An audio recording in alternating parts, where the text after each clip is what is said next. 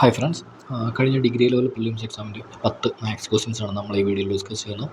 അപ്പോൾ ആദ്യത്തെ ക്വസ്റ്റ്യനിലേക്ക് പോകാം. ഇപ്പോൾ ഹെലന് 41 വയസ്സും മകൾക്ക് 9 വയസ്സുമാണ്. എത്ര വർഷം കഴിഞ്ഞ് ഹെലന് മകളുടെ 3 ഇരട്ടി പ്രായം കാണും? ഇത് നമ്മൾ ചോദിച്ചേക്കുന്നത് എത്ര വർഷം കഴിഞ്ഞാലാണ് ഹെലന് മോളുടെ 3 ഇരട്ടി പ്രായം കാണുമെന്നാണ്. അതായത് അവർ തമ്മിലുള്ള റേഷ്യോ എത്രയായിരിക്കും? 3:1 ആയിരിക്കും. ഇത് നമുക്ക് ചെയ്യാൻ പറ്റുമെന്ന് പറഞ്ഞാൽ ഫസ്റ്റ് ഓപ്ഷനോടെ പോയി 3ൻ്റെ മൾട്ടിപ്പിൾ കിട്ടുന്ന ഏതെങ്കിലും ഓപ്ഷൻ ഉണ്ടോ നോക്കാം. കാരണം നമ്മൾ ചോദിച്ചേക്കുന്ന ഈ അത്ര വർഷം കഴിഞ്ഞ് കഴിയുമ്പോൾ ഹെലൻ്റെ പ്രായം എന്ന് പറഞ്ഞാൽ 3ൻ്റെ ഒരു മൾട്ടിപ്പിൾ ആയിരിക്കും. അപ്പോൾ നമുക്ക് ആദ്യത്തെ ഓപ്ഷനിലേക്ക് പോകും. ഓപ്ഷൻ എ ഇട്ടിട്ടുണ്ടെങ്കിൽ നമുക്ക് എത്ര കിട്ടും? 41 + 44. 44 3ൻ്റെ മൾട്ടിപ്പിൾ അല്ല, കിട്ടത്തില്ല. ഓപ്ഷൻ ബി നമ്മളോട് പറഞ്ഞേക്കുന്നത് 5, 45, 46 3ൻ്റെ മൾട്ടിപ്പിൾ അല്ല. ഓപ്ഷൻ സി എന്ന് പറയുന്നത് 41 + 7 48. Yes, this can be the answer. അടുത്തതെന്ന് പറഞ്ഞാൽ ഓപ്ഷൻ ഡി ആണ്. 41 + 9 50 3ൻ്റെ മൾട്ടിപ്പിൾ അല്ല. അപ്പോൾ നമ്മുടെ പ്രോബബിൾ ആൻസർ എന്ന് പറഞ്ഞാൽ എത്രയായിരിക്കും? ഓപ്ഷൻ സി 7 ആണ്. നമുക്ക് നോക്കാം. 41 + 7 48 ആയിരിക്കും ഹെലൻ്റെ പ്രായം എന്ന് പറഞ്ഞാൽ. 7 വർഷം കഴിയുമ്പോൾ മകളുടെ പ്രായം എന്ന് പറഞ്ഞാൽ 9 + 7 16 ആയിരിക്കും. കട്ട് ചെയ്താൽ 3:1 ആണ് കിട്ടുന്നത്. യെസ്, അപ്പോൾ നമ്മുടെ ആൻസർ എന്ന് പറഞ്ഞാൽ ഓപ്ഷൻ സി ആണ്. നമുക്ക് വേറൊരു മെത്തേഡ് നോക്കാം. നമ്മൾ വേണ്ട റേഷ്യോ എന്ന് പറഞ്ഞാൽ 3:1 ആണ്. അത് നമ്മളൊരു റേഷ്യോ നമ്മളൊരു ഡിഫറൻസ് പറഞ്ഞാൽ എത്രയാണ്? 2 യൂണിറ്റാണ്. ഈ 2 യൂണിറ്റ് എന്ന് പറയുന്നതല്ലേ അവർ തമ്മിലുള്ള വർഷത്തിൻ്റെ വ്യത്യാസം, അവർ തമ്മിലുള്ള പ്രായത്തിൻ്റെ വ്യത്യാസം എന്ന് പറയുന്നത്. അതായത് ഹെലന് 41 -9 മകളുടെ പ്രായം എന്ന് പറഞ്ഞാൽ 32. ഈ 32 എന്ന് പറഞ്ഞാൽ വ്യത്യാസമാണ് ഈ 2 യൂണിറ്റ് റെപ്രസെൻ്റ് ചെയ്യുന്നത്. അപ്പോൾ നമ്മുടെ 1 യൂണിറ്റ് എന്ന് പറഞ്ഞാൽ എത്രയായിരിക്കും? 1 യൂണിറ്റ് റെപ്രസെൻറ്റ്സ് 16. നമ്മുടെ വേണ്ട റേഷ്യോ എന്ന് പറഞ്ഞാൽ എത്രയായിരിക്കും? 3 × 16. അതുപോലെ തന്നെ മകളുടെ പ്രായം എന്ന് പറഞ്ഞാൽ 1 × 16 48 16 വരെയും. ഈ 48 എന്ന് പറഞ്ഞത് നമുക്ക് കിട്ടുന്ന എത്ര വർഷം കഴിഞ്ഞാണ്? 7 വർഷം കഴിഞ്ഞാണ്. ഇപ്പോൾ ഹെലന് 41 വയസ്സുണ്ട്. അപ്പോൾ 7 വർഷം കഴിഞ്ഞാലാണ് കിട്ടുന്നത്. അപ്പോൾ 7 നമുക്ക് ആൻസർ എന്ന് കിട്ടും. ഇനി വേറൊരു മെത്തേഡുണ്ട്, കൺവെൻഷണൽ മെത്തേഡാണ്. അത് കുറച്ച് സമയം എടുക്കും. എങ്കിലും നമുക്ക് നോക്കാം. നമുക്ക് അസ്യൂം ചെയ്യാം എക്സ് വർഷങ്ങൾ കഴിഞ്ഞാണ് ഇത് റേഷ്യോ നമുക്ക് കിട്ടുന്നത്. അതായത് ഹെലൻ്റെ വയസ്സ് മകളുടെ വയസ്സിൻ്റെ 3 ഇരട്ടി ആകുന്നത് എക്സ് വർഷങ്ങൾ കഴിഞ്ഞാണ് എന്ന് നമ്മൾ അസ്യൂം ചെയ്യുന്നു. അപ്പോൾ ആ സമയത്ത് ഹെലൻ്റെ പ്രായം എത്രയായിരിക്കും? 41 + X ആയിരിക്കില്ലേ ഹെലൻ്റെ പ്രായം. മകളുടെ പ്രായം എന്ന് പറഞ്ഞാൽ എത്രയായിരിക്കും? ഇപ്പോൾ 9 എക്സ് വർഷങ്ങൾ കഴിയുമ്പോൾ 9 + X. ഈ റേഷ്യോ എത്രയാണ് നമുക്ക് തന്നിട്ടുണ്ട്? 3:1. ഇത് ക്രോസ് മൾട്ടിപ്ലൈ ചെയ്യുക. 41 + X × 1 = 9 + X × 3. 41 + X = 27 + 3X എന്ന് പറയും. ഒരു X ഇവിടുന്ന് കട്ട് ചെയ്ത് പോകും. ബാക്കി ഇവിടെ 2X വരും. 41 ൽ 27 പോയിട്ടുണ്ടെങ്കിൽ 14. എക്സിൻ്റെ വാല്യൂ നമുക്ക് 7 കിട്ടും. Option C. അടുത്ത ക്വസ്റ്റ്യനിലേക്ക് പോകാം. ഒരു ഗണിത പരീക്ഷയിൽ വിജയശതമാനം 87.5% ആയിരുന്നു. ആകെ 7 വിദ്യാർത്ഥികൾ പരാജയപ്പെട്ടാൽ എത്ര വിദ്യാർത്ഥികൾ പരീക്ഷ എഴുതിയിട്ടുണ്ടാകും? അത് നമ്മുടെ പാസ് പെർസെൻറ്റ് നമുക്ക് തന്നിട്ടുണ്ട് 87.5. 87.5ൻ്റെ അതിൻ്റെ നമ്മുടെ ഫ്രാക്ഷൻ അറിയാം നമുക്ക് എത്രയാണ്? 7/8 ആണ്. അതായത് ഇതിൻ്റെ ഫ്രാക്ഷൻസ് നമുക്ക് അറിയാമല്ലോ. 1/8 എന്ന് പറഞ്ഞാൽ എത്രയാണ്? = 12.5%. 2/8 എന്ന് പറഞ്ഞാൽ 25%. 3/8 എന്ന് പറഞ്ഞാൽ 37.5%. അങ്ങനെ 7/8 എന്ന് പറഞ്ഞാൽ എത്രയാണ്? 87.5% ആണ്. നമ്മൾ പറഞ്ഞിട്ടുണ്ട് പാസ് പെർസെൻറ്റ് 87.5, വിച്ച് മീൻസ് 8 പേര് പരീക്ഷ എഴുതി 7 പേരും ജയിച്ചു. അങ്ങനെയാണെങ്കിൽ ഒരാളാണ് തോൽക്കുന്നയാൾ. 8 പേരിൽ ഒരാളാണ് തോൽക്കുന്നത്. ആ തോറ്റ എക്സാക്ട് നമ്പർ നമ്മൾ തന്നിട്ടുണ്ട് 7 ആണ്. അതായത് ആകെ പരീക്ഷയിൽ 7 പേര് പരാജയപ്പെട്ടെന്ന് പറഞ്ഞിട്ടുണ്ട്. അപ്പോൾ ഈ ഇക്വലൻ്റ് ഫ്രാക്ഷന് 1നെ 7 കൊണ്ട് മൾട്ടിപ്ലൈ ചെയ്തപ്പോഴല്ലേ നമുക്ക് 7 കിട്ടിയത്. അങ്ങനെയാണെങ്കിൽ 8 നമ്മുടെ ടോട്ടൽ പരീക്ഷ എഴുതിയ ആൾക്കാർ. 8നെയും 7 കൊണ്ട് മൾട്ടിപ്ലൈ ചെയ്താൽ നമ്മുടെ ടോട്ടൽ പരീക്ഷ എഴുതിയ ആൾക്കാർ കിട്ടും. 8 7 56. Option B. ഓക്കെ, ഇനി അടുത്ത ക്വസ്റ്റ്യനിലേക്ക്. 5 പുരുഷന്മാരോ 12 സ്ത്രീകളോ അടങ്ങുന്ന ഒരു സംഘത്തിന് ഒരു പ്രത്യേക ജോലി 78 ദിവസം കൊണ്ട് പൂർത്തീകരിക്കാൻ കഴിയുമെങ്കിൽ 5 പുരുഷന്മാരും 12 സ്ത്രീകളും ഒരുമിച്ച് പ്രവർത്തിച്ചാൽ അതേ ജോലി പൂർത്തിയാക്കാൻ എത്ര സമയമെടുക്കും? അതായത് ആദ്യത്തെ കേസിൽ അവർ 5 പുരുഷൻ സെപ്പറേറ്റായിട്ട് ചെയ്യുന്നു, 12 സ്ത്രീകൾ സെപ്പറേറ്റായിട്ട് ഒരു ജോലി ചെയ്യുന്നു. നമ്മൾ ചോദിച്ചേക്കെന്ന് പറഞ്ഞാൽ ഇവർ രണ്ടുപേരും ഒരുമിച്ച് ജോലി ചെയ്തിട്ടുണ്ടെങ്കിൽ എത്ര ദിവസം കൊണ്ട് പൂർത്തിയാക്കാൻ കഴിയുമെന്നാണ്. നമുക്ക് അസ്യൂം ചെയ്യാം ഈ ജോലി എന്ന് പറഞ്ഞാൽ 78 ദിവസമല്ലേ. അപ്പോൾ നമുക്ക് ഡിവൈഡ് ചെയ്യാൻ എളുപ്പത്തിന് നമ്മുടെ ജോലി എന്ന് പറഞ്ഞാൽ 78ആണ്. ലെറ്റ് ഇറ്റ് ബി 78 കാർഡുകൾ ഉണ്ടാക്കാവുന്നതാണ്. 78 കാർഡ്, ക്രിസ്മസ് കാർഡോ ന്യൂ ഇയർ കാർഡോ 78 കാർഡ് ഉണ്ടാക്കുക എന്നുള്ളതാണ് നമ്മുടെ ജോലി. അപ്പം 5 പുരുഷന്മാർ 78 കാർഡ് ഉണ്ടാക്കുക, 5 പുരുഷന്മാരോ 12 സ്ത്രീകളോ 78 കാർഡ് ഉണ്ടാക്കുക എന്നാണ് നമ്മുടെ ജോലി. ഇവർ 78 കാർഡ് പറഞ്ഞിട്ടുണ്ട്, 78 ദിവസം കൊണ്ടാണ് ചെയ്ത് തീർക്കുമെന്ന് പറഞ്ഞിട്ടുണ്ട്. അങ്ങനെയാണെങ്കിൽ 5 പുരുഷന്മാർ ഒരു ദിവസം എത്ര കാർഡ് തീർക്കും? ഒരു കാർഡ് തീർക്കും. കാരണം നമ്മുടെ ജോലി എന്ന് പറഞ്ഞാൽ 78 കാർഡുകൾ ഉണ്ടാക്കുക എന്നുള്ളതാണ്. അത് അവർ ചെയ്ത് തീർക്കുന്ന 78 ദിവസം കൊണ്ടാണെന്ന് പറഞ്ഞിട്ടുണ്ട്. 78 കാർഡുകൾ 78 ദിവസം. അങ്ങനെയാണെങ്കിൽ ഒരു ദിവസം കംപ്ലീറ്റ് ചെയ്യുന്നതെന്ന് പറഞ്ഞാൽ ഒരു കാർഡാണ്. അതായത് 5 പുരുഷന്മാർ ഒരു ദിവസം കൊണ്ട് കംപ്ലീറ്റ് ചെയ്യുമെന്ന് പറഞ്ഞാൽ ഒരു കാർഡ് കംപ്ലീറ്റ് ചെയ്യും. അതുപോലെ തന്നെ 12 വുമൺ 12 സ്ത്രീകൾ ഒരു ദിവസം കൊണ്ട് ഒരു കാർഡ് കംപ്ലീറ്റ് ചെയ്യും. 5 പുരുഷന്മാർ അസ്യൂം ചെയ്തു, ഒരാൾ ആ ലെറ്ററിലുള്ള കണ്ടൻറ്റ് എഴുതുന്നു, ഒരാൾ ഡിസൈൻ ചെയ്യുന്നു, ഒരാൾ ഫിനിഷ് ചെയ്യുന്നു, ഒരാൾ ഫോൾഡ് ചെയ്യുന്നു. അങ്ങനെ 5 പുരുഷന്മാർ ഒരു ദിവസം കൊണ്ട് ഒരു കാർഡ് ഫിനിഷ് ചെയ്യുന്നു. ഇനി നമ്മൾ ചോദിച്ചേക്കെന്ന് പറഞ്ഞാൽ ഇവരൊരുമിച്ച് ജോലി ചെയ്യുകയാണെങ്കിൽ, അതായത് 5 men + 12 women ഒരുമിച്ച് ജോലി ചെയ്യുകയാണെങ്കിൽ ഇവർ ഒരു ദിവസം കൊണ്ട് എത്ര കാർഡ് ഉണ്ടാക്കും? 2 കാർഡ് ഉണ്ടാക്കും. അപ്പോൾ നമ്മൾ ടോട്ടൽ ചെയ്യേണ്ട കാർഡ് എത്രയാണ്? 78 കാർഡ് തീർക്കണം. ഒരു ദിവസം രണ്ടും കൂടെ ഒരുമിച്ച് ജോലി ചെയ്യുമ്പോൾ 5 പുരുഷന്മാർ ഒരു കാർഡ് ചെയ്യുന്നു, 12 സ്ത്രീകൾ ഒരു കാർഡ് ചെയ്യുന്നു. അങ്ങനെ ഒരു ദിവസം കൊണ്ട് ടോട്ടൽ 2 കാർഡ് വെച്ച് തീർക്കുന്നു. അപ്പോൾ നമുക്ക് ടോട്ടൽ ജോലി കംപ്ലീറ്റ് ആകുന്ന ദിവസം എന്ന് പറഞ്ഞാൽ എത്രയാണ്? 39. ഓക്കെ, മനസ്സിലായെന്ന് വിചാരിക്കുന്നു. ഇനി അടുത്ത ക്വസ്റ്റ്യനിലേക്ക് പോകാം. നമുക്ക് അടുത്ത ക്വസ്റ്റ്യൻ, ഒരു ജോമെട്രി പ്രോഗ്രഷന് 5ാമത്തെ പദവും 8ാമത്തെ പദവും ഇതേക്കണം 27 729 ആണ്. അതിന് 11ാമത്തെ പദം എന്താണ്? അതായത് നമുക്ക് തന്നിരിക്കുന്ന ജോമെട്രി പ്രോഗ്രഷന്. ജോമെട്രി പ്രോഗ്രഷൻ എന്ന് പറഞ്ഞാൽ ഫോർമാറ്റ് എന്ന് പറഞ്ഞാൽ GP ഒരു ഫസ്റ്റ് ടൈം ഉണ്ടായിരിക്കും. അതിനെ നമുക്ക് ഒരു സംഖ്യയുടെ ഒരു കോമൺ ഡിഫറൻസ് പറയും. 6 നമ്മൾ പ്രസൻറ്റ് ചെയ്യും. അത് മൾട്ടിപ്ലൈ ചെയ്യുമ്പോൾ സെക്കൻഡ് ടൈം കിട്ടും. സെക്കൻഡ് ടൈമിനെ വീണ്ടും ആ കോമൺ ഡിഫറൻസ് കൊണ്ട് തന്നെ ഒന്നുകൂടി മൾട്ടിപ്ലൈ ചെയ്യുന്നെങ്കിൽ തേർഡ് ടൈം കിട്ടും. സ്ക്വയർ ക്യൂബ് ഫോർത്ത് ടൈം, അങ്ങനെ nth ടൈം വരെ പോകും. അപ്പോൾ നമ്മുടെ nth ടൈമിൻ്റെ ഫോർമാറ്റ് എന്ന് പറഞ്ഞാൽ ഒരു ജോമെട്രി പ്രോഗ്രഷനിൽ nth ടൈം കിട്ടാനുള്ള ഫോർമുല എന്ന് പറഞ്ഞാൽ a ഇൻറ്റു ഫസ്റ്റ് ടൈമിന് കോമൺ ഡിഫറൻസ് r⁻n−1 ആണ്. ഇതിൽ a എന്ന് പറഞ്ഞിട്ടുണ്ടെങ്കിൽ ഫസ്റ്റ് ടൈമും r എന്ന് പറഞ്ഞിട്ടുണ്ടെങ്കിൽ കോമൺ ഡിഫറൻസുമാണ്. നമ്മൾ തന്നിട്ടുണ്ട് ഇവിടെ 5th ടൈം നമുക്ക് തന്നിട്ടുണ്ട്, T5 തന്നിട്ടുണ്ട്, T8 തന്നിട്ടുണ്ട്. നമ്മൾ ചോദിച്ചേക്കുന്നത് T11 ആണ്. അതായത് T8 നമുക്ക് തന്നിട്ടുണ്ട്. 8th ടൈമിൻ്റെ ഫോർമുല എന്ന് പറഞ്ഞാൽ r⁻7 ആണ്. പിന്നെ T5 എന്ന് പറഞ്ഞിട്ടുണ്ടെങ്കിൽ r⁴ വരും. ഓക്കെ, ഈ r⁻7 എന്ന് പറഞ്ഞാൽ r-നെ 7 തവണ മൾട്ടിപ്ലൈ ചെയ്യാന്നാണ്. അതായത് r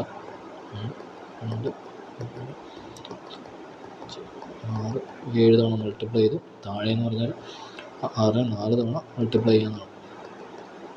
നമുക്കൊരു ഈ 6 മുകളിലത്തെ 6 താഴത്തെ 4 കട്ട് ചെയ്ത് പോയി നമുക്ക് ഇത് ഡിവൈഡ് ചെയ്യുമ്പോൾ റിസൾട്ട് കിട്ടുമെന്ന് പറഞ്ഞാൽ r³ ആണ്. അത് എത്രയാണ്? നമ്മൾ തന്നിട്ടുണ്ട് 8ാമത്തെ ടൈം 729 ആണ്. 5ാമത്തെ ടൈം 27 ആണ്. 27 സ്ക്വയറാണ് 729. അപ്പം r³ എന്ന് പറഞ്ഞാൽ എത്രയായിരിക്കും? 27 ആയിരിക്കും. r എത്രയായിരിക്കും? 3. ഓക്കെ, ഇവിടെ ചോദിച്ചേക്കുന്നത് T11 ആണ്. T11 എന്ന് പറഞ്ഞാൽ r⁻10 ആണ്. നമുക്കിവിടെ r⁻7 നമുക്ക് തന്നിട്ടുണ്ട്. അതിൻ്റെ കൂടെ ഒരു r³ മൾട്ടിപ്ലൈ ചെയ്യാൻ നമുക്ക് വേണ്ട ഈ T11 കിട്ടത്തില്ലേ? 11ാമത്തെ പദം. യെസ്. അപ്പോൾ 6:7 എന്ന് പറഞ്ഞാൽ എട്ടാമത്തെ പദമാണ്. ആ എട്ടാമത്തെ പദം നമുക്ക് തന്നിട്ടുണ്ട് 729 ഞാനൊക്കെ നമ്മൾ ഓൾറെഡി കണ്ടുപിടിച്ചു 27. ഇത് രണ്ടുകൂടെ മൾട്ടിപ്പിൾ ഉണ്ടെങ്കിൽ നമ്മുടെ ആൻസർ കിട്ടും. അപ്പോൾ ഇത് അത്യാവശ്യം മൾട്ടിപ്ലിക്കേഷൻ ആണ്. നമുക്ക് ഇങ്ങനെയുള്ള സംഭവങ്ങൾ നമ്മൾ യൂണിറ്റ് ഡിജിറ്റ് നോക്കാം. 9-63 യൂണിറ്റ് ഡിജിറ്റ് 3 വരെ ഏതും ഓപ്ഷൻ ഉണ്ടെങ്കിൽ ഒറ്റ ഓപ്ഷനേ ഉള്ളൂ. അപ്പോൾ നമ്മൾ എ ആയിരിക്കും നമ്മുടെ ആൻസർ. നമുക്ക് ഫുള്ള് ചെയ്ത് നോക്കാം.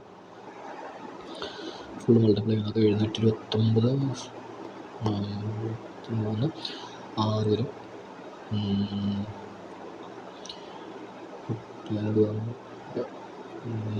8 6 വരും. ഇവിടെ 19 യെസ് 19 നമ്മുടെ answer. How many times is 0.18 greater than 0.004? അതായത് നമ്മൾ ചോദിച്ചേക്കുന്നത് 0.004 എത്ര മടങ്ങാന്നാണ്. ഇതിൻ്റെ ഡെസിമൽ വരാം. നമുക്കറിയാം എത്ര ഡെസിമൽ കഴിഞ്ഞിട്ട് എത്ര അക്കൗണ്ട് അത്രയും 0 അങ്ങോട്ട് 1 2 3 പൂജ്യം ഇടുക, 3 ഇടുക, 1000 കൊണ്ട് മൾട്ടിപ്ലൈ ചെയ്യുക. നമുക്ക് എത്ര കിട്ടും? 180 ആവും. ഡിവൈഡഡ് ബൈ 4 ആവും. എത്രയാണ്? 4 കൊണ്ട് ഡിവൈഡ് ചെയ്യാൻ എന്താ ചെയ്യേണ്ടത്? ഒരു തവണ പകുതി കാണുക, ഒന്നോട് അത് കിട്ടുന്ന വാല്യൂവിനെ ഒന്നോട് പകുതി കാണുക. ഇവിടെ 90 പകുതി ഡിവൈഡഡ് ബൈ 2 45. നമ്മുടെ ആൻസർ എത്രയാണ്? 45. ഓക്കെ, അടുത്ത ദിവസത്തിലേക്ക്. ഒരു വാട്ടർ ബോട്ടിലിന് 15 രൂപ വിലയുണ്ട്. അതിൽ കുപ്പിയുടെ വെള്ളത്തിൻ്റെയും വില ഉൾപ്പെടുന്നു. വെള്ളത്തിന് കുപ്പിയേക്കാൾ 12 രൂപ കൂടുതലാണെങ്കിൽ കുപ്പിയുടെ വില എന്താണ്? അതായത് നമ്മൾ പറഞ്ഞതൊരു വാട്ടർ ബോട്ടിലാണ്. വാട്ടർ ബോട്ടിലിൻ്റെ അതിൻ്റെ പ്രൈസ് എന്ന് പറഞ്ഞാൽ അതിൽ വെള്ളത്തിൻ്റെ വില ഇൻക്ലൂഡഡാണ്, കൂടെ ബോട്ടിൽ എംറ്റി ബോട്ടിലെല്ലാം കൂടെ വില ഇൻക്ലൂഡാണ്. നമ്മൾ പറഞ്ഞിട്ടുണ്ട് എംറ്റി ബോട്ടിൽ വെള്ളത്തിൻ്റെ വില എന്ന് പറഞ്ഞാൽ എംറ്റി ബോട്ടിലിൻ്റെ വിലയേക്കാൾ 12 രൂപ കൂടുതലാണെന്ന് പറഞ്ഞിട്ടുണ്ട്. നമ്മുടെ കുപ്പിയുടെ വില നമ്മൾ എക്സായിട്ട് ഇവിടെ എടുത്തു. വെള്ളത്തിൻ്റെ വില എത്രയായിരിക്കും? 12 + x ആയിരിക്കും. ടോട്ടൽ വാട്ടർ ബോട്ടിലിൻ്റെ വില എത്രയാണ്? 15 എന്ന് പറയുന്നുണ്ട്. അതായത് 15 = 12 + 2x എത്രയാണ്? 3. എക്സിൻ്റെ വാല്യൂ 1.5. Option A. നമ്മൾ കാണുമ്പോൾ തന്നെ അറിയാം, കാണുമ്പോൾ തന്നെ നമുക്ക് ഒരു 2x വരുന്നുണ്ട്. ഡിഫറൻസ് എടുക്കുക. 15 - 12 3 നമ്മുടെ 2x. എക്സിൻ്റെ വാല്യൂ എത്രയായിരിക്കും? 1.5. ഓക്കെ, അടുത്ത ക്വസ്റ്റിലേക്ക്. ഒരു കോമ്പൗണ്ട് ഇൻട്രസ്റ്റ് ആണ്. ജോൺ സോണിക്ക് 5% വാർഷിക കൂട്ടുപലിശ നിരക്കിൽ 3 വർഷത്തേക്ക് 6 ലക്ഷം രൂപ കടം കൊടുത്തു. 3 വർഷത്തിന് ശേഷം ജോണിന് എത്ര രൂപ തിരികെ ലഭിക്കും? അതായത് കോമ്പൗണ്ട് ഇൻട്രസ്റ്റ് 3 വർഷത്തെ കോമ്പൗണ്ട് ഇൻട്രസ്റ്റ് 6% പലിശ നിരക്കിൽ നമ്മൾ ഉപയോഗിക്കുന്ന 331 നമ്മൾ യൂസ് ചെയ്യുന്നത്. 3 വർഷത്തെ കോമ്പൗണ്ട് ഇൻട്രസ്റ്റ്. 4 വർഷത്തേക്കാണെങ്കിലോ 4641 നമ്മൾ യൂസ് ചെയ്യുന്നത്. അപ്പോൾ 331 6 ലക്ഷത്തിൻ്റെ 5% എന്ന് പറയുന്നത് എത്രയാണ്? 6 ലക്ഷത്തിൻ്റെ 10% 60,000. അതിൻ്റെ പകുതി 5% എന്ന് പറഞ്ഞാൽ 30,000. ഇനി 30,000-ത്തെ 5% കാണുക. 30,000-ന് 10% എന്ന് പറയുന്നത് 3000. 3000-ൻ്റെ പകുതി 1500. ഇനി 1500-ൻ്റെ 5% എന്ന് പറയുന്നത് എത്രയാണ്? 150. 150-ന് പകുതി 75. ഇനി ഇത് തമ്മിൽ മൾട്ടിപ്ലൈ ചെയ്യുക. എത്ര വരും? 90,000 + 4500 + 75. നമ്മുടെ ആൻസർ എന്ന് പറഞ്ഞാൽ 94,575 പ്ലസ് ആദ്യം കൊടുത്ത 6 lakh ആയിരിക്കും. 6 lakh ക്യാപിറ്റൽ പ്ലസ് ഇൻട്രസ്റ്റ്. അപ്പോൾ അദ്ദേഹത്തിന് തിരിച്ച് കിട്ടുമെന്ന് പറഞ്ഞാൽ 6,94,575. Option B.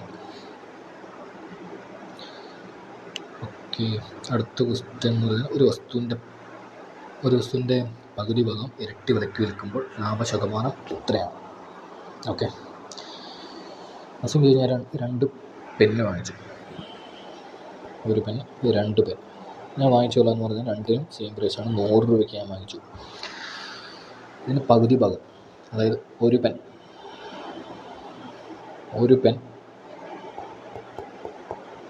ഞാൻ വാങ്ങിയ വിലയുടെ ഇരട്ടി വിലയ്ക്ക് വിൽക്കുക. അത് ഒരു പെൻ ഞാൻ വാങ്ങിയ വില എന്ന് പറഞ്ഞാൽ 100 രൂപയാണ്. അതിൻ്റെ ഇരട്ടി വില എന്ന് പറഞ്ഞാൽ 200 രൂപയ്ക്ക് ഞാൻ വിറ്റു. അപ്പോൾ നമുക്ക് സിമ്പിളായിട്ട് പ്രോഫിറ്റ് പെർസെൻറ്റേജ് എത്രയും നമുക്ക് എടുക്കാം. Selling price minus cost price divided by cost price 200, selling price minus 100 divided by 100 എത്ര വരും? 100%. പക്ഷേ നമ്മുടെ ഓപ്ഷനിൽ ഇല്ല. അപ്പോൾ ഇത് ഉദ്ദേശിച്ചേക്കെന്ന് പറഞ്ഞാൽ ഈ ടോട്ടൽ കോസ്റ്റ് പ്രൈസ് ആയിരിക്കും. അതായത് ഈ രണ്ട് പെന്നിൻ്റെ കോസ്റ്റ് പ്രൈസ് ആയിരിക്കും ഇവർ ഉദ്ദേശിച്ചേക്കുന്നത്. അത് എത്രയായിരിക്കും? 200. അങ്ങനെ നമ്മൾ അസ്യൂം ചെയ്യുകയാണെങ്കിൽ ഇരട്ടി വില എന്ന് പറയുമ്പോൾ എത്രയാവും? 400 അല്ലേ? ആദ്യത്തെ കേസിൽ ഞാൻ ഒരു പേനയുടെ കോസ്റ്റ് പ്രൈസ് മാത്രമേ കൺസിഡർ ചെയ്തുള്ളൂ. ഇതിപ്പോൾ സെക്കൻഡ് സെനാരിയോയിൽ എൻ്റെ ടോട്ടൽ കോസ്റ്റ് പ്രൈസ് എന്ന് പറഞ്ഞാൽ രണ്ട് പേനയുടെയും കോസ്റ്റ് പ്രൈസ് ഞാൻ കൺസിഡർ ചെയ്തു. അപ്പോൾ അതിൻ്റെ ഇരട്ടി വില എന്ന് പറഞ്ഞാൽ എത്രയായി? 400. 400 രൂപയ്ക്ക് വിൽക്കുമ്പോൾ ലാഭശതമാനം എത്രയാണ്? 400 രൂപയ്ക്ക് ഞാൻ വിറ്റു. 400 രൂപയാണ് എൻ്റെ സെല്ലിംഗ് പ്രൈസ്. 400 കോസ്റ്റ് പ്രൈസ് എത്രയാണ്? ഒരു പേനയുടെ വിലയാണ് ഞാൻ എടുക്കുന്നുള്ളൂ, 100. അപ്പോൾ എത്രയും 300 300 divided by 100 300%. Option C. Question deletion ആയിരുന്നാണ് എനിക്ക് തോന്നുന്നത്. ഇച്ചിരി ഒരു കൺസെപ്റ്റ് ക്ലാരിറ്റി കുറവുള്ളതുകൊണ്ട്. ഇവിടെ ഇരട്ടി വില എന്ന് പറഞ്ഞാൽ ഏതിൻ്റെ ഇരട്ടി വില എന്ന് നമ്മൾ സ്പെസിഫിക് ആയിട്ട് പറഞ്ഞിട്ടില്ല. പകുതി ഭാഗത്തിൻ്റെ മേടിച്ച വിലയുടെ ഇരട്ടി വിലയാണോ അതോ ഫുൾ ടോട്ടൽ ഞാനിപ്പം കൺസിഡർ ചെയ്യുകയാണെങ്കിൽ എൻ്റെ 2 പേനയുടെ മേടിച്ച വിലയുടെ ഇരട്ടിയാണോ അതോ ഞാൻ വിറ്റ ഒരു പേനയുടെ വിലയുടെ ഇരട്ടിയാണോ എന്ന് പറഞ്ഞിട്ടില്ല.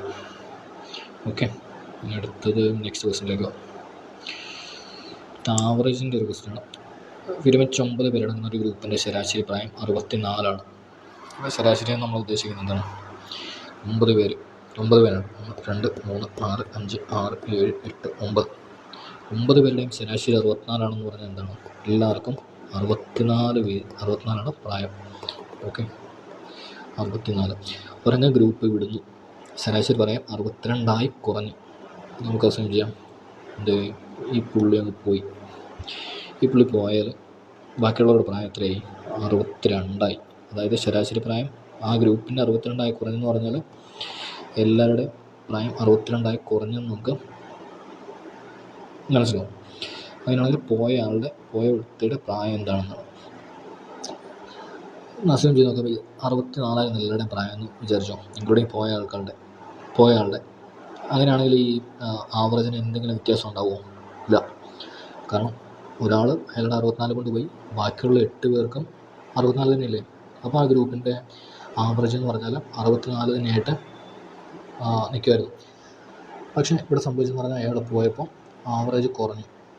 അതായത് 64 എന്നുള്ള ആവറേജ് 62 കുറഞ്ഞു. അതായത് ബാക്കിയുള്ള ആൾക്കാരുടെ പ്രായം കൂടെ എടുത്തിട്ടാണ് അയാൾ പോകുന്നത്. ബാക്കിയുള്ള എല്ലാവരുടെയും കയ്യിൽ നിന്ന് 2 കൂടെ എടുത്തിട്ടാണ് അയാൾ പോകുന്നത്. അപ്പോൾ അയാളുടെ പ്രായം എത്രയായിരിക്കും? 64 പ്ലസ് ബാക്കിയുള്ള 8 പേരുണ്ട്. 8 പേരുടെ നിന്ന് എത്രയാണ്? 2. ഈ 2 ഡിഫറൻസ് അത് എടുത്തിട്ടാണ് അയാൾ പോകുന്നത്. അപ്പോൾ അയാളുടെ പ്രായം എത്രയായിരിക്കും? 64 പ്ലസ് 16 80. അതായത് ഒരാൾ പോകുമ്പോൾ ആ ഗ്രൂപ്പിൻ്റെ ആവറേജ് കുറയുവാണെങ്കിൽ പോയ ആളുടെ പ്രായം എന്ന് പറയുന്നത് ആവറേജിനേക്കാളും കൂടുതലായിരിക്കും. ഓക്കെ, അതുപോലെ തന്നെ ഈ കേസിൽ പ്രായം ആവറേജ് കൂടുതൽ വരുന്നത്. അങ്ങനെയാണെങ്കിൽ പോയ ആളുടെ പ്രായം എന്ന് പറയുന്നത് ഇവിടെ 64 മൈനസ് വന്നേനെ. 64 മൈനസ് എന്ന് വന്നേനെ. ഓക്കെ, ഇത് കൺവെൻഷൻ രീതിക്ക് നമുക്ക് ചെയ്യാം. ടോട്ടൽ എടുത്താൽ മതി. അതായത് അയാൾ പോകുന്നതിന് മുമ്പുള്ള ടോട്ടൽ എന്ന് പറഞ്ഞാൽ 64 പോകുന്നതിന് മുമ്പ് ഇൻറ്റു 9 ടോട്ടൽ. 62 ഇപ്പോൾ 8 പേര്. ഓക്കെ, ഇങ്ങനെ എടുത്താലും നമ്മുടെ ആൻസറിലേക്ക് എത്താം. അപ്പം 36 10 16 6 - 6 ഇവിടെ യൂണിറ്റ് ഡിജിറ്റ് 0 വരുന്ന ഏതെങ്കിലും ഒരു ഓപ്ഷനേ ഉള്ളെന്നാണ് തോന്നുന്നത്. ഒരു ഓപ്ഷനേ ഉള്ളൂ. അതിനായിരിക്കും നമ്മുടെ ആൻസർ. നമുക്ക് മൾട്ടിപ്ലൈ ചെയ്ത് നോക്കാം. 9 574 576 576 എന്ന് പറഞ്ഞ നിമിഷം 576 ആദ്യത്തെ. ആദ്യത്തെ ടോട്ടൽ. രണ്ടാമത്തേന്ന് പറഞ്ഞാൽ 450 496 -80 50 വരും നമ്മുടെ ആൻസർ. ഓക്കെ, അടുത്ത ക്വസ്റ്റ്യനിലേക്ക് പോകാം. 525 മീറ്റർ നീളത്തിലും 510 മീറ്റർ വീതിയിലുമായി ചതുരാകൃതിയിലുള്ള ഒരു തറ പൂർണ്ണമായും മൂടാൻ ആവശ്യമായ ഏറ്റവും കുറഞ്ഞ ചതുര ടൈലുകളുടെ എണ്ണം എത്രയാണ്? നിങ്ങൾ നിങ്ങളുടെ റൂം അസ്യൂം ചെയ്യണം. നിങ്ങളുടെ റൂം ടൈൽ ചെയ്യണം. ഓക്കെ, നിങ്ങളുടെ റൂം 525 സെൻറ്റിമീറ്റർ. നമ്മൾ സെൻറ്റിമീറ്ററിലേക്കാക്കി. സെൻറ്റിമീറ്ററാണ് ഇതിൻ്റെ നീളം. 510 സെൻറ്റിമീറ്ററാണ് ഇതിൻ്റെ വീതി. നമ്മൾ ടൈലിടുക. ഓക്കെ, ടൈൽ സ്ക്വയർ ടൈലാണ്. ഇവിടെ മലയാളത്തിൽ ചെറിയൊരു മിസ്റ്റേക്ക് ഉണ്ട്. ഇവിടെ സമചതുരം എന്ന് പറഞ്ഞാൽ നമുക്ക് ചെയ്തോളൂ. സമചതുരം. ഓക്കെ, സമചതുര ടൈലുകൾ വരയ്ക്കുമ്പോൾ കറക്റ്റല്ല. സമചതുര ടൈലുകൾ ഇട്ടു. അപ്പോൾ നിങ്ങളൊന്ന് ആലോചിച്ച് നോക്കിയാൽ ഈ ടൈലിൻ്റെ ഒരു സ്ക്വയറാണ്. സ്ക്വയർ ടൈലിൻ്റെ ഒരു സൈഡ് എത്രയായിരിക്കണം? ഇതിവിടെ കറക്റ്റ് ഫിറ്റാണെങ്കിൽ ഈ 525 ഈ സൈഡെന്ന് പറഞ്ഞാൽ 525 ഒരു ഫാക്ടർ ചെയ്യണ്ടേ. അതായത് മൾട്ടിപ്ലൈ ചെയ്ത് പോയി കഴിയുമ്പോഴത്തേക്കും ഇവിടെ 525 കിട്ടണം. അതായത് 525 ഡിവൈഡ് ചെയ്യാൻ പറ്റുന്ന ഏതെങ്കിലും ഒരു സംഖ്യ ആയിരിക്കണം ഈ ടൈലിൻ്റെ ഒരു സൈഡെന്ന് പറയുന്നത്. അതുപോലെ തന്നെ ഇവിടെയും ഇത് കറക്റ്റായി ഫിറ്റായിട്ടിരിക്കണമെങ്കിൽ ഈ 510 ഡിവൈഡ് ചെയ്യാൻ പറ്റിയ ഒരു സംഖ്യ ആയിരിക്കണം ഇതിൻ്റെ സൈഡ്. അപ്പോൾ മനസ്സിലായി. ഈ ടൈലിൻ്റെ ഒരു സൈഡെന്ന് പറഞ്ഞാൽ 525 ഡിവൈഡ് ചെയ്യാൻ പറ്റണം. 525 ഉണ്ടല്ലോ, 525 ഡിവൈഡ് ചെയ്യാൻ പറ്റണം. 510 ഡിവൈഡ് ചെയ്യാൻ പറ്റണം. നമ്മളോട് പറഞ്ഞിട്ടുണ്ട് ഏറ്റവും കുറഞ്ഞ എണ്ണമാണ് വേണ്ടത്. ഏറ്റവും കുറഞ്ഞ എണ്ണം ടൈലുകൾ വേണമെങ്കിൽ നമുക്ക് എന്താണ് നമ്മുടെ ഏരിയ മാക്സിമം, ഒരു ടൈലിൻ്റെ ഏരിയ മാക്സിമം ആയിരിക്കണം. എന്നാലും നമുക്ക് ഏറ്റവും കുറവ് ടൈൽ ആവശ്യം വരുള്ളൂ. അപ്പോൾ നമുക്ക് വേണ്ടതെന്നാണ് 525 510 ഡിവൈഡ് ചെയ്യാൻ പറ്റിയ ഒരു സംഖ്യ വേണം. ഡിവൈഡ് ചെയ്യാൻ പറ്റിയ ഏറ്റവും വലിയൊരു സംഖ്യ വേണം. അതെന്താണ്? ഒരു രണ്ടും തമ്മിലുള്ള രണ്ടിൻ്റെയും കൂടെ HCF ഹയസ്റ്റ് കോമൺ ഫാക്ടറാണ്. 525 510 HCF ആയിരിക്കും ഈ സ്ക്വയർ ടൈലിൻ്റെ ഒരു സൈഡെന്ന് പറയുന്നത്. നമുക്ക് HCF നോക്കാം. 525 525 510 നമുക്ക് ഒറ്റ ഓട്ടത്തിൽ കണ്ടറിയാം. 5 കൊണ്ട് ഡിവൈഡ് ചെയ്യാൻ പറ്റും. 105 വരും. 102. ഓക്കെ, 5 കൊണ്ട് ഡിവൈഡ് ഇനി 3 കൊണ്ട് ഡിവൈഡ് ചെയ്യാൻ പറ്റും. 3 കൊണ്ട് ഡിവൈഡ് ചെയ്താൽ 35 കിട്ടും. 34 കിട്ടും. ഇനി ഇത് ഡിവൈഡ് ചെയ്യാൻ പറ്റില്ല. അപ്പോൾ നമ്മുടെ ഹൈസ്റ്റ് കോമൺ ഫാക്ടർ എന്ന് പറഞ്ഞാൽ എത്രയായിരിക്കും? 5 × 3 15 ആയിരിക്കും. 15 HCF എന്ന് പറയുന്നത്. 525 ഇനി നമുക്ക് എളുപ്പമാണ്. ടോട്ടൽ നിങ്ങളുടെ റൂമിൻ്റെ ഏരിയ എന്ന് പറഞ്ഞാൽ എത്രയാണ്? 525 × 510 നീളം × വീതി. നമ്മുടെ ടൈലിൻ്റെ ഏരിയ എന്ന് പറഞ്ഞാൽ എത്രയാണ്? 15 × 15.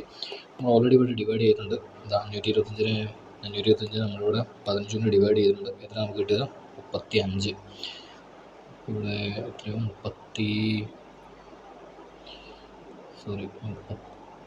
ആവും. അതുപോലെ തന്നെ നമ്മളിവിടെ 510 നമ്മളിവിടെ ഓൾറെഡി 15 കൊണ്ട് ഡിവൈഡ് ചെയ്തിട്ടുണ്ട്. എത്രയാണ് നമുക്ക് കിട്ടിയത്? 34.